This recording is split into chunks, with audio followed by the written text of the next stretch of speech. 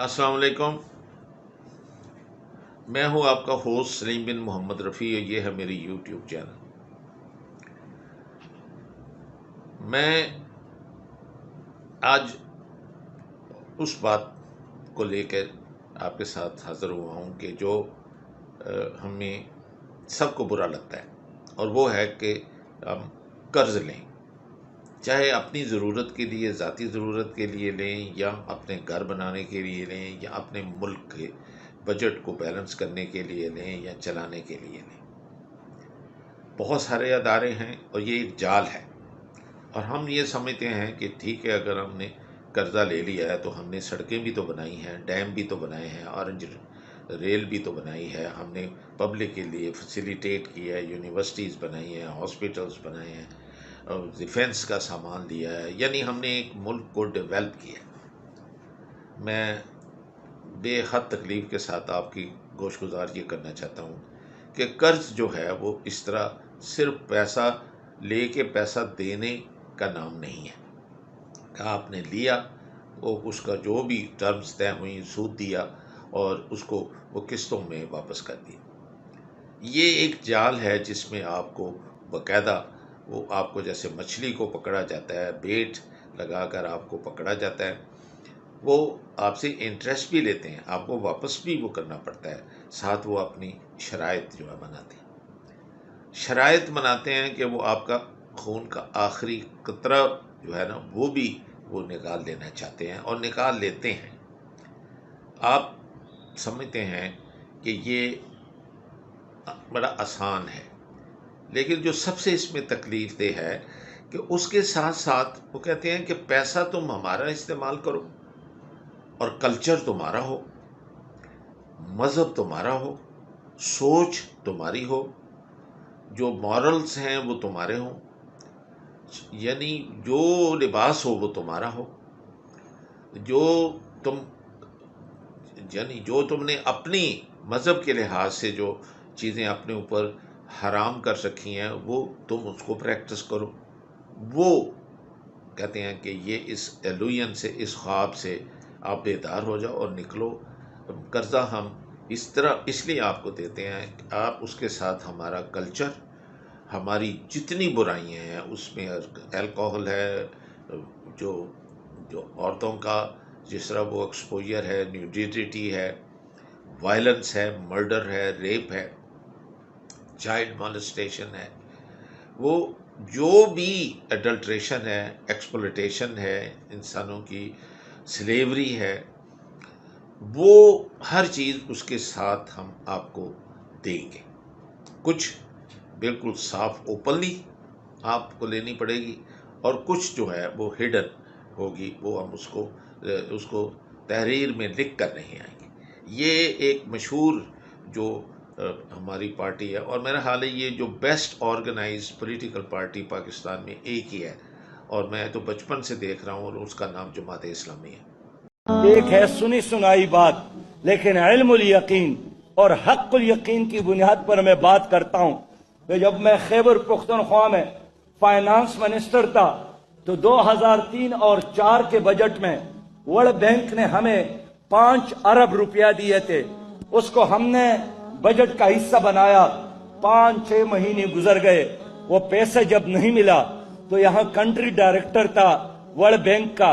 جان وال اس کا نام تھا، وہ پشاور آئے، میں فائنانس منسٹر کی حیثیت سے ان سے ملا۔ میں نے کہا جان وال، وہ جو قسط دینا تھا اس کی وجہ سے ہمارے سارے ترقیاتی کام رک گئے ہیں۔ انہوں نے ہنس پڑے اور کہا کہ جو تم نے پشاور میں خواتین کے وہ بل بورڈ ان کی تصویروں پر جو مبنی تھی اس کو توڑا ہے، تو کیا اس کے باوجود بھی آپ ہم سے پیسہ لینا چاہتے ہیں؟ میں نے کہا کہ جانوار، ہمارے بل بورڈوں پر خواتین کی تصویر کا اور ورلڈ بینک کے قرضے کا کیا تعلق ہے؟ اس کا آپس میں کیا رشتہ ہے؟ وہ ہنس پڑے، انہوں نے کہا کہ قرض لینا ہے تو کلچر بھی لینا ہے، خارجہ پالیسی بھی، داخلہ پالیسی بھی، اور تعلیمی پالیسی بھی۔ یہ کیسے ہو سکتا ہے کہ پیسہ ہمارا ہو اور نظریہ اور کلچر اور تہذیب اور عقیدہ آپ کا چلے؟ نہیں، ان دونوں میں سے ایک کا انتخاب کرنا ہے۔ مجھے یقین ہو گیا کہ کہ جو قرضے ملتے ہیں یہ قوموں کو اٹھانے کے لیے نہیں، قوموں کو غلام بنانے کے لیے ملتے ہیں۔ یہ ایک انتہائی تکلیف دہ چیز ہے کہ یہ لوگ بیچارے کبھی بھی پورے ملک کے اندر نہ حکومت کر سکے ہیں، نہ اتنی وہ الیکشن میں سیٹیں جیت سکے ہیں، اور اس لیے وہ ہمیشہ ایک سمال ٹائنی انویزیبل سی مائنورٹی میں رہے ہیں۔ حالانکہ ان کے اگر آپ حساب کتاب دیکھیں، ان کے دفاتر دیکھیں، ان کی آرگنائزیشن دیکھیں تو مثالی ہے۔ ان کے پاس دن سے جب یہ بنے ہیں، اور یہ لوگ تھے جنہوں نے سب سے پہلے چھوٹے چھوٹے محلوں میں ایک لائبریریاں کھولیں، اور انہوں نے وہاں پر لوگوں کے لیے سہولیات شروع کیں، اور یہ بے حد پاپولر تھے۔ لیکن پھر جب بڑے مگرمچھ آ گئے، جب وہ رابرز آ گئے، جب مرڈررز آ گئے، جب ایکسپلائٹرز آ گئے، جب وہ دھوکے باز آ گئے، جب وہ سسیلین مافیا نے آ کر اس پہ راج کر لیا، ڈاکو راج یہاں آ گیا، منی لانڈررز آ گئے، یہ جو آف شور کمپنیز کے مالک بن کر آ گئے، جو یعنی جب جس کو ہم ایڈوانسمنٹ اور ڈیولپمنٹ کہتے ہیں، تو یہ لوگ ہم کو اب وہ نظر ہی نہیں بیچارے آتے۔ تو میں لیکن ان کے جو اس وقت موجودہ ہیڈ ہیں، ان کا ایک چھوٹا سا ویڈیو چلا رہا ہوں، وہ آپ کو آئی اوپنر ہے، اور گو میرا ان کے جماعت اسلامی کے ساتھ تعلق نہیں ہے۔ میں نے جیسے عرض کیا کہ میرا کسی بھی پولیٹیکل پارٹی کے ساتھ تعلق نہیں ہے، میں ایک پروفیشنل ہوں، ایک رائٹر ہوں، ایک ہسٹورین ہوں، اور ایک سرجن ہوں، ڈاکٹر ہوں۔ لیکن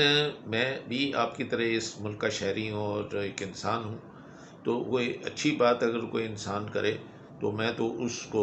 اڈاپٹ کرتا ہوں، اور اسے عزت بھی دل سے کرتا ہوں، اور میں یہ سمجھتا ہوں کہ جو وہ بتا رہے ہیں، اور وہ جس پشاور کی جو ساتھ ایک سٹوری بتا رہے ہیں، اس سے ہماری آنکھیں کھلنی چاہیے، خاص طور پہ امت رسول اللہ کی، مسلمانوں کی، کہ جو ہم قرضہ لیتے ہیں، یہ ریسپیکٹیو ہے، ورلڈ بینک سے لیتے ہیں، IMF سے لیتے ہیں، پیرس کلب سے لیتے ہیں، کسی عرب ملک سے لیتے ہیں، کسی سے لیتے ہیں، یہ یاد رکھیں کہ اس کے پیچھے جو اس کے ساتھ جو شرائط بندی ہوئی ہیں۔ ہم وہ یہ سود خور پٹھان کہا کرتے تھے کہ وہ جو لوگ آ کر محلے میں آواز لگا کر وہ قسطوں پہ چیزیں دے جاتے تھے، اور وہ سود کبھی نہیں اترتا۔ اسی طرح وہ پری پارٹیشن ہندو کرتا تھا کہ لالا جب وہ کھاتا کھول کے قرضہ دیتا تھا تو وہ کبھی بھی جو پرنسپل جو قرضے کا ہوتا تھا وہ نہیں اترتا تھا، وہ ساری زندگی سود دیتے دیتے ہی وہ بندہ بوڑھا ہو کے مر جاتا تھا۔ اب وہ آپ ان کو پیراسائٹ کہہ سکتے ہیں، آپ ان کو ویمپائرز کہہ سکتے ہیں، جو مرضی آپ چاہیں انہیں کہیں، لیکن وہ ایک معاشرے کا ایک بڑا پینفل حصہ رہے ہیں، اور ابھی تک ہماری تاریخ کا حصہ ہیں۔ اور اب جو نام بدل گئے، اور اب آپ یہ سراج الحق صاحب کی یہ بات سنیں اور دیکھیں یہ کیا کہہ رہے ہیں۔ یہ ایک ایک بات سچ ہے، اور آئی وش کہ ہمیں قرضہ کسی سے نہیں لینا پڑے گا، اپنے اتنے ہی پاؤں ایکسپینڈ کریں گے جتنی ہمیں وہ چدر ہمارے پاس ہے، تاکہ ہم اپنے مینز میں رہنا سیکھیں، تو پھر ہمیں کسی کا کلچر، کسی کی یہ برائیاں ساتھ امبریس کرنے کی ضرورت نہیں ہوگی۔